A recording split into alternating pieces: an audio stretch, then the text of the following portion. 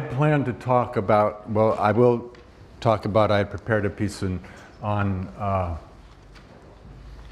the question of entities from a different perspective, from more of a West Coast Native American perspective as helping spirits or allies, and that is the means of courting an entity and maintaining a relationship.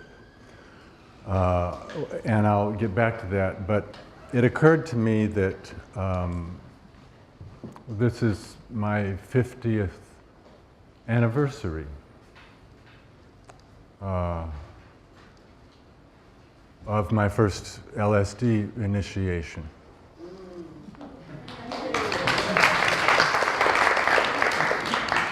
And so I thought maybe it was time to report. I still haven't come down.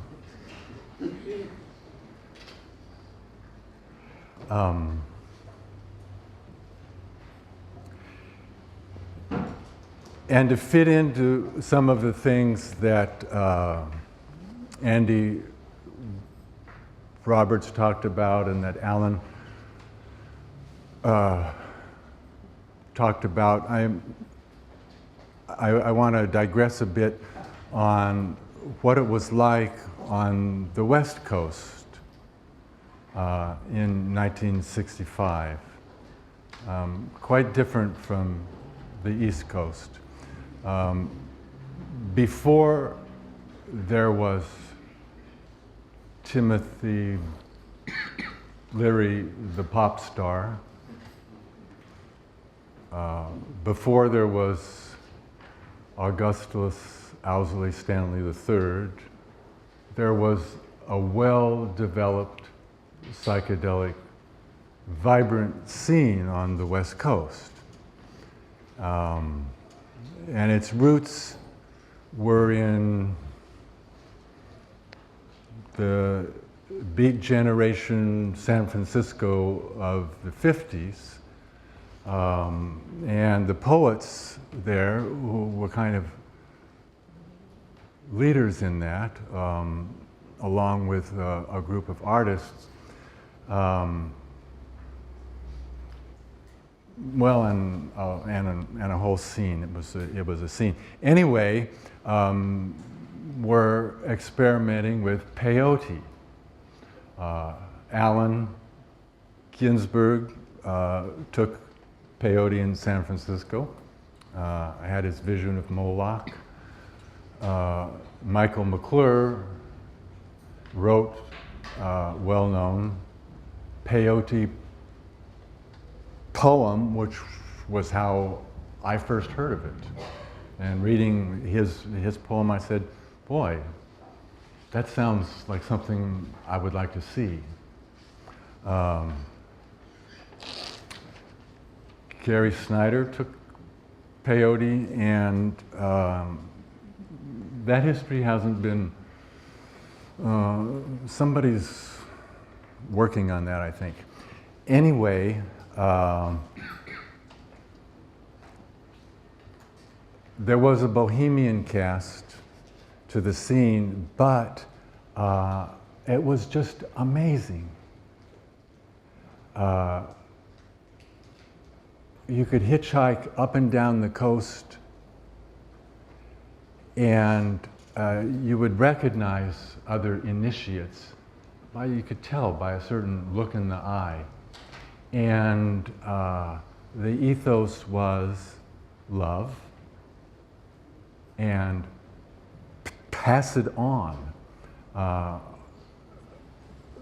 You borrowed from somebody and you went to pay them back, and they'd say, don't give it to me, pass it on. This was a real thing.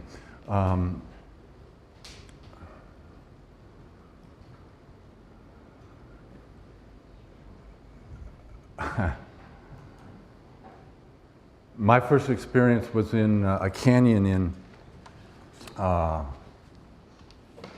Big Sur. I'm not sure that is quite crazy. It was in a canyon in Big Sur, and I was really fucked up. I'd been kicked out of the University of California for blasphemy. They actually let me withdraw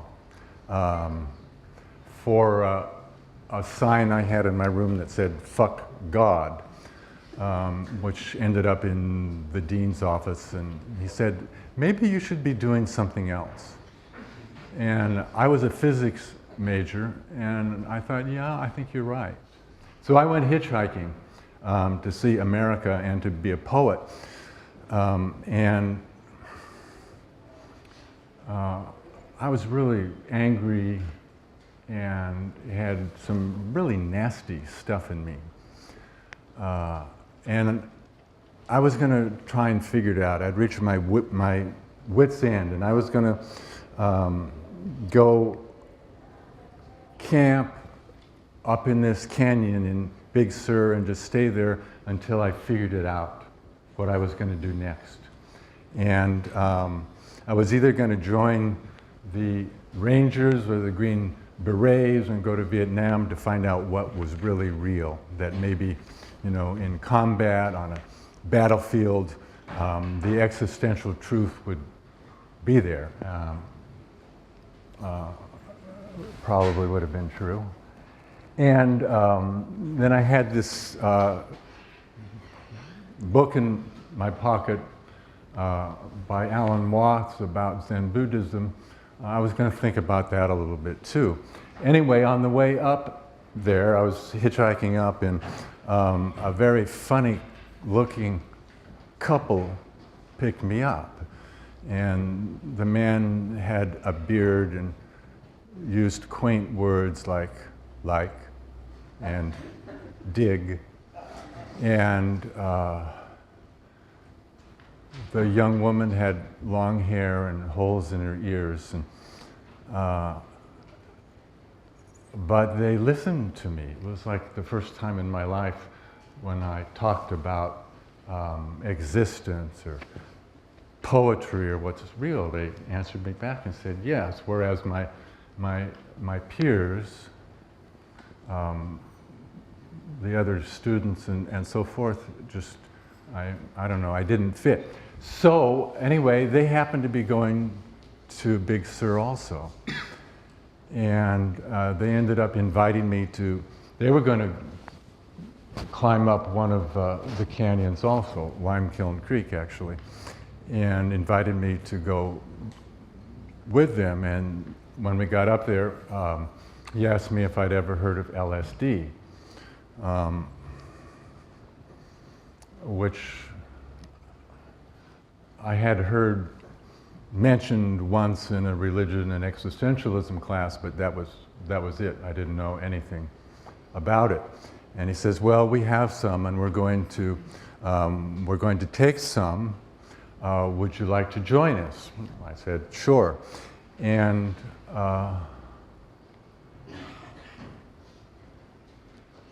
that solved the question about joining the Rangers and going to Vietnam. That wasn't necessary.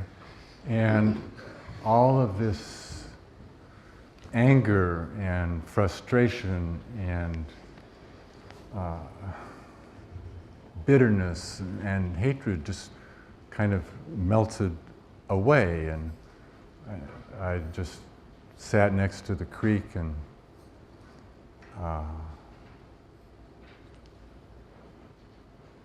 got so quiet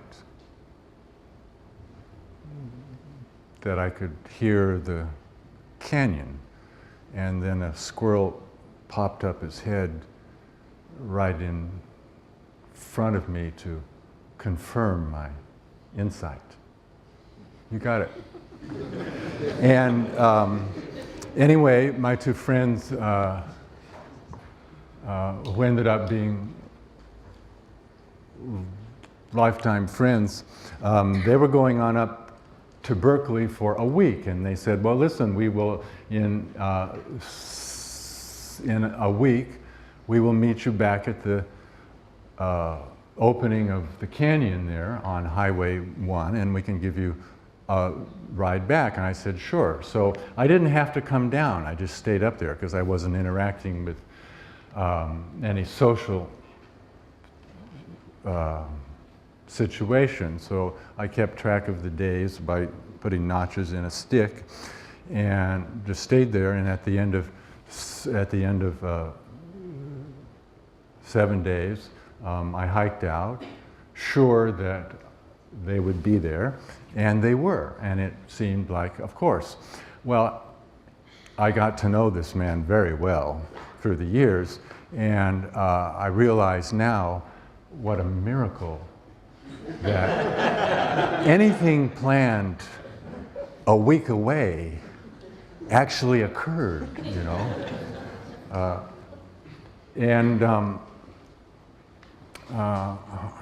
When I hitchhiked on up myself up to Berkeley,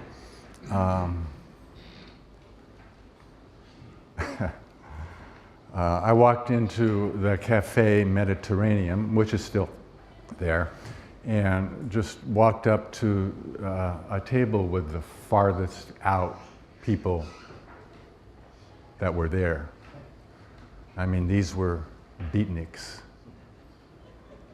And sat down and go, "Hi, I'm a poet." My stutter was really severe. "I just got here in town and I need a place to stay." And this black guy gives me this long, hard look. And everybody at the table gives me this long, hard look. And they go, "Yeah, okay, you know, there's a room across the street, and you know, there's people on the floor." And the other two people on the floor were also, well, one of them was Larry Beinhardt, who wrote Wag the Dog and other stories, and Bruce, who won the French Literary Prize and wrote about queer hustling in New York. His name, Camille Paglia's friend, Bruce Benderson, who I haven't seen in years. Anyway, we were going to go to New York City for the anti-war parade. This was 1965, October. So we had a big green panel truck, and we went slowly down Telegraph Avenue saying, "We're going to New York for the Peace March. We need money." And people got up from their tables to come out and give us money.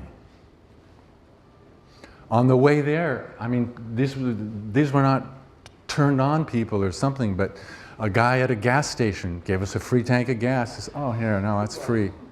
It was,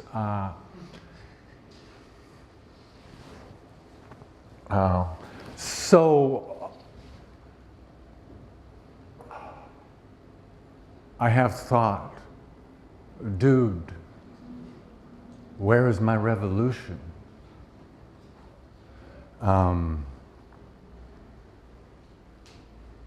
We have medical studies, and these people are all my friends, and I support what they do of a small number of doses being given to the critically ill, the dying, or the traumatized. This is all good, maybe. As John Beresford said, it depends on the price. The government does not have a particularly good record in using these drugs. And if the price of acceptance is to continue the war on drugs and to do nothing to release drug prisoners, then the price is too high. And I will stand with John Beresford on that issue, who turned on Michael Hollingshead. And so there's a great shakedown of initiations that flow from him. In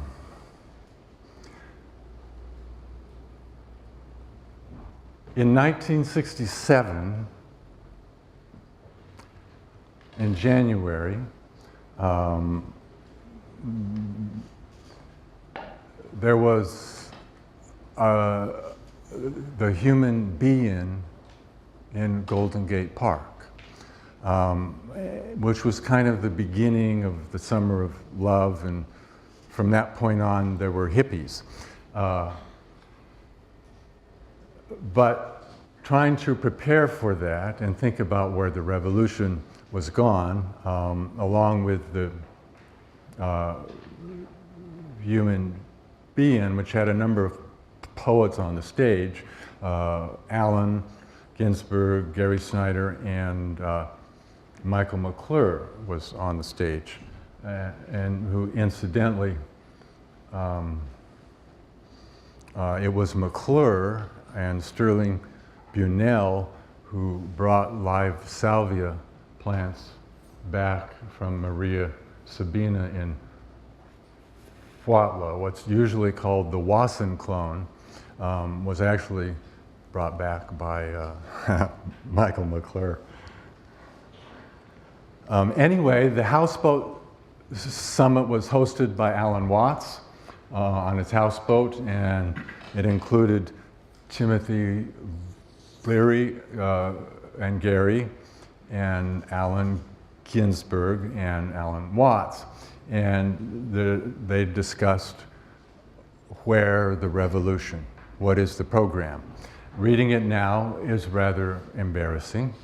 The optimism was astonishing, but I think it's relevant because some of the discussions that I have heard this morning even, I get this sense of déjà vu, of Tim thought that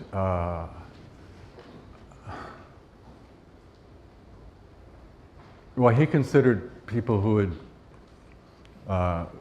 taken LSD to have actually mutated into a new species, and that the unmutated people would be, we will let them work underground and work with metal in corridors underground, and that there would be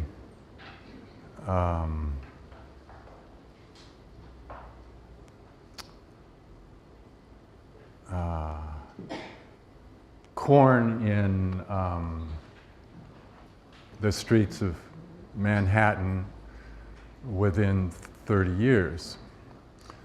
He was a little off on his timing, and it may be seahorses instead of corn, you know. But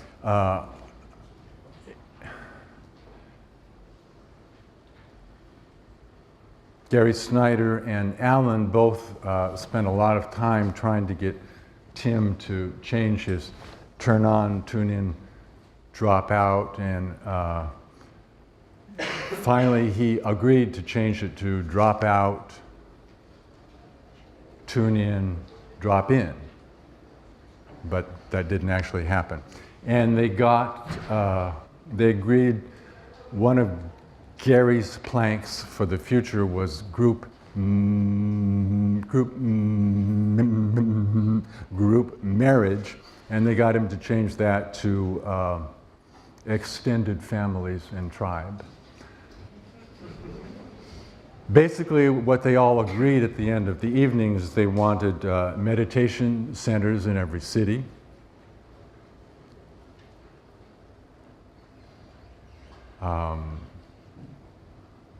Working through tribe and extended families. The best place to do that was on the land. Continue having annual festivals, more festivals, and that use of these substances would be accepted by the Supreme Court as religious freedom. So looking at it now, they actually didn't do too bad. You know, 3 out of 4, I think. There's meditation centers pretty widely in every city. We're still having lots of festivals, and the idea of tribe is still very much alive. The religious freedom issue did not work out.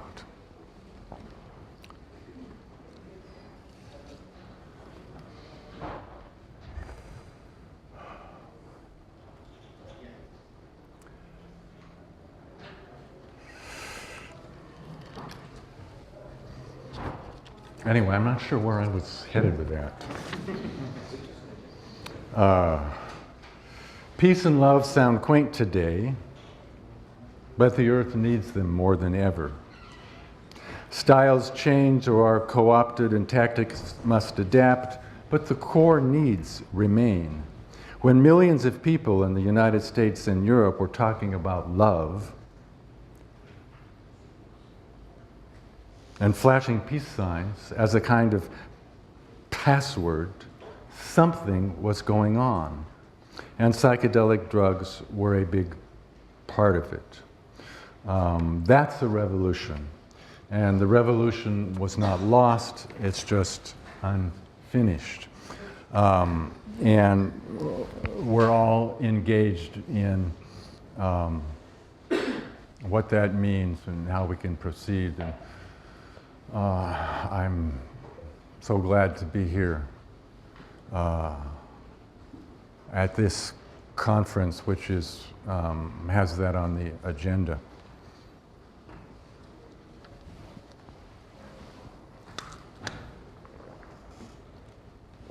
Okay, I'm going to talk about my current research. There's been some discussion of entities, but part of the West Coast tradition included an anthropologist and linguist named Jaime DeAngelo, who did field work with the Pitt River Indians, who had the ideas, to them entities were helping spirits. And rather than elves, more generally had the form of animals.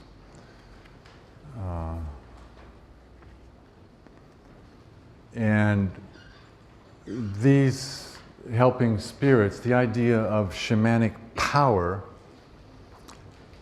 was for them the same as luck.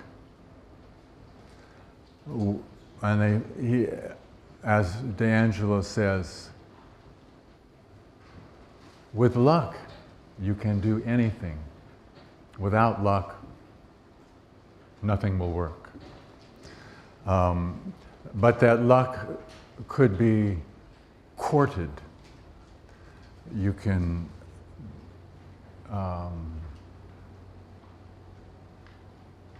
store it up. It can become a spirit ally that you can call. And as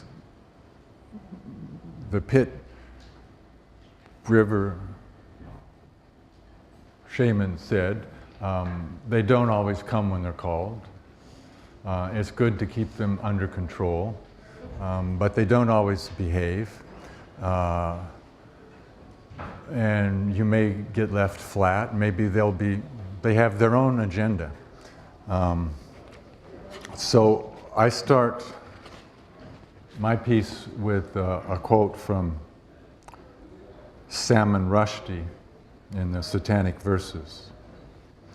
By characterizing it as other than himself, the presence was preserved, nourished, and secretly made strong.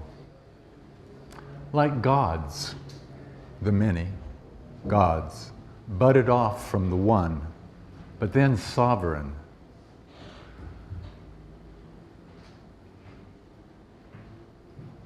That is,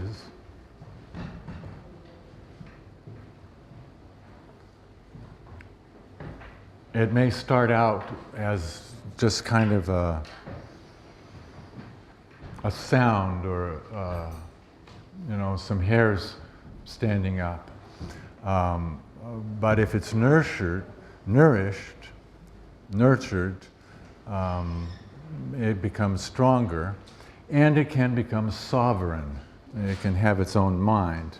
And the one, which is, if it's named, is already dyadic, born in fission. A certain subtle strength is required to keep all those angels at bay, that they come when called, and take siesta when not needed. Yes, because without that particular strength, which is really a kind of gentleness, they will move in and take over. That is why it is a poison path. So with all writing and all creation. All creative acts involve in some way of talking about it, this courting of an inspiring force.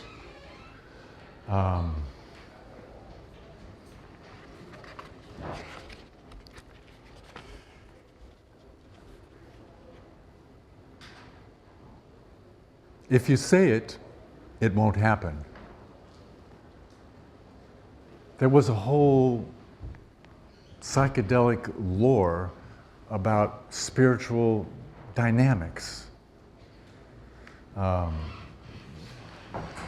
was one thing. People, if you say it, it won't happen. And other sayings regarding psychic landscapes and the mysterious it that transforms them. Blake is worth quoting. The eternal body of man is the imagination. God himself, that is, the divine body. It manifests itself in his works of art. In eternity, all is vision. William Blake. Imagination clothes the trees. Every thought palpable. Trungpa called it super samsara, and by its excess made plain. By its excess made plain.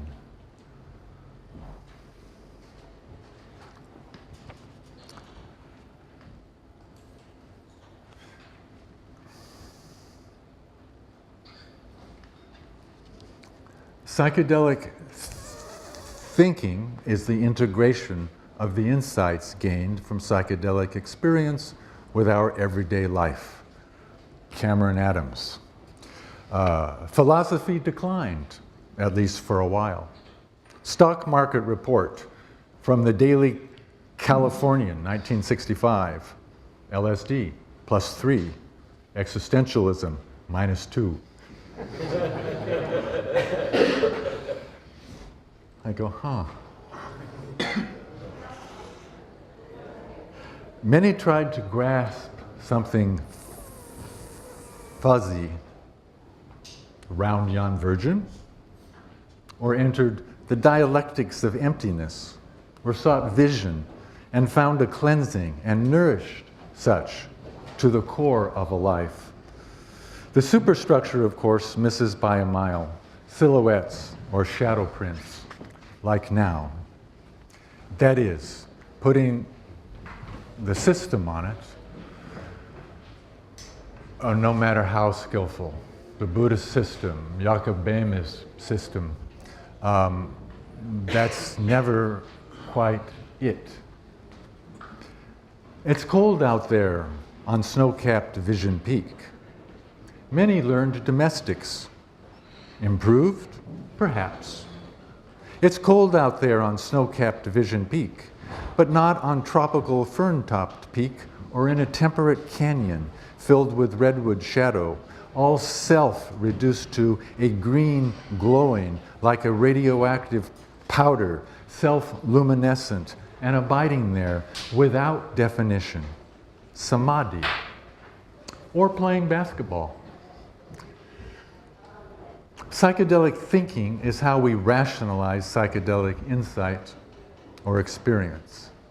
And learned usually sooner than later, pithy adages are never quite on the mark, seemingly inevitably, by their nature, as in The Tao that can be named is not the true Tao. Some version of that. It is consciousness itself, not what consciousness apprehends. Or is it the apprehending? Or is there consciousness apart from the act of apprehending? But that turns out not to be it either. You can try this yourself. We keep forgetting. Oh, right, I forgot. That grabbing anything, thought, object, insight, out of the stream freezes it. Huxley's ice cubes. And that it is not the it. Or are we verging on monotheism? Unless one is philosophically inclined, all of that can be ignored with advantage. I spent my whole trip dancing in front of a mirror. Kathleen Harrison gave me that quote. Thank you, Kat. It's hard to bring it back in words because, as in a dream, stuff keeps happening. And hanging onto the words alters the ongoing events. That is, being fully present, which is kind of close to it. Tricky, but not impossible. What I've been calling dimensional smuggling, getting words back across the frontier. Focus or distraction. LSD is very good at both. Even if we can't say what it is, with experience we can learn to point to it. Is it that I am in tune with these birds? My mind colors turning when they do? Or are the birds responding to my mind? How do they know? Or both. Birds and each of us here at the lake, inseparably part of a greater awareness. The whole forest waking up together, singing, yelling, chirping, flying and flitting as pink and orange light cracks the sky with flashes like magnesium flares. We know, they know, because we squeal and the birds squeal back. But why is this dawning different? How do they know we're high? Is it our timing? As if we were following the same invisible conductor as the birds, and with enough precision that the birds give us a pass? Or could we do this any morning, as long as the neighbors didn't call the cops? Bipeds on drugs, squealing and shouting like gibbons do when the sun comes out after a 3-day storm. Anne and Sasha Shulgin slowed down the second hand of their clock and then stopped it. It's kind of like you had to have been there. Or like a poem. How do we get that? Recollected in tranquility? Yeah, done that too, but that's different from given, as in gift, poison to the root, bride price. I give you my self, body, mind, my time, my life, to have, to breathe through, to inspire. One part of it is the other stuff out there, the other beings, resonances, sovereignties, continuums that may or may not pause to twinkle an eye or lift a hat. I believe, this morning anyway, that the stuff is always out there, but that we are mostly too preoccupied to greet or witness or even to notice. For scientific experiments, viable controls present a challenge. It has not, to my knowledge, been proved that such experiments are impossible, but the need for some subtlety is obvious enough. Induction is best, and comparison, and recollection. Over a span of years, from a traditional and structured discipline, such as Zen Buddhism, can be helpful. It's like I'm walking over ground that I saw from the air, one said.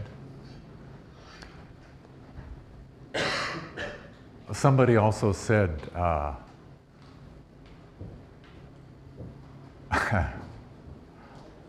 why spend 30 years on a cushion when you can get there in an afternoon? Yeah, and then what do?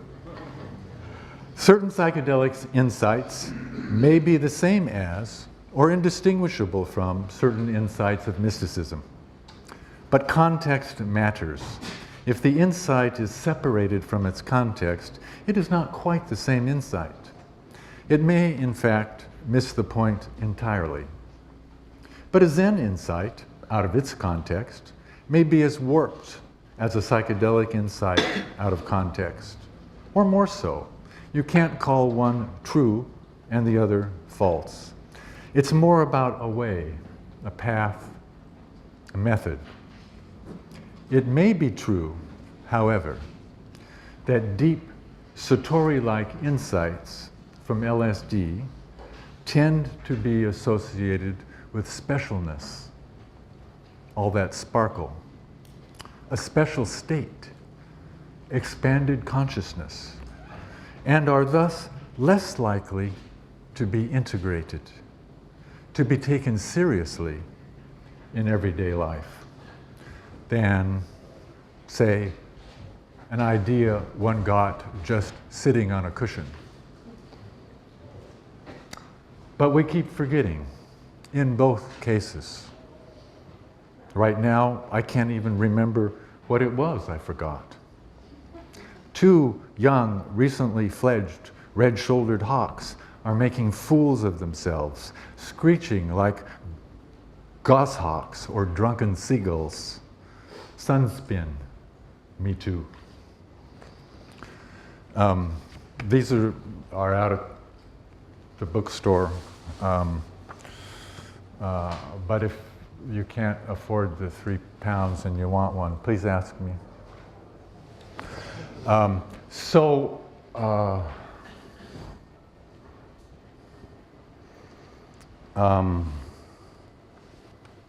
going to close with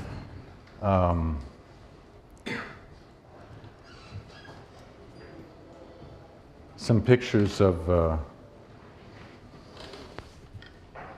my ally Squawk. Spirit allies can be a handful. You have to be in the right frame of mind to find them. This is called poem Incoming. So this, by surprise, turned out to be my ally Squawk in a particularly well-behaved mood. She just kind of peeks through the leaves at the back, and she's not always that well-behaved, far from it. At her first appearance, my fellow travelers thought it was great for about the first 15 minutes. After that, they were accommodating only.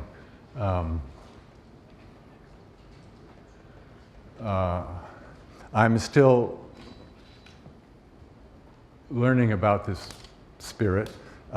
This seems to be a lot of her homeland. I call this 50-year drought.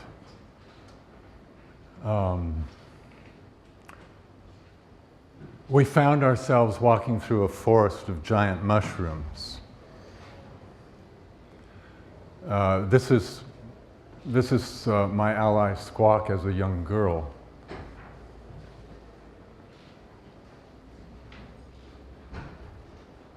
A little more typically, this is my ally Squawk stirring up trouble. And I think she's an angry frog goddess. This is my ally Squawk being sexy. And this is how I know her best, actually. Squawk on a rant, defending the mysteries. I think she's a dragonfly spirit here. And this one's a little more personal. This is my ally Squawk after I told her I loved her.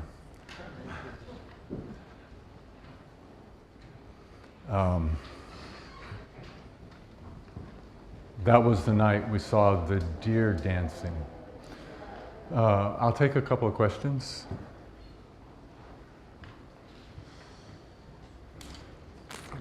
I left him speechless.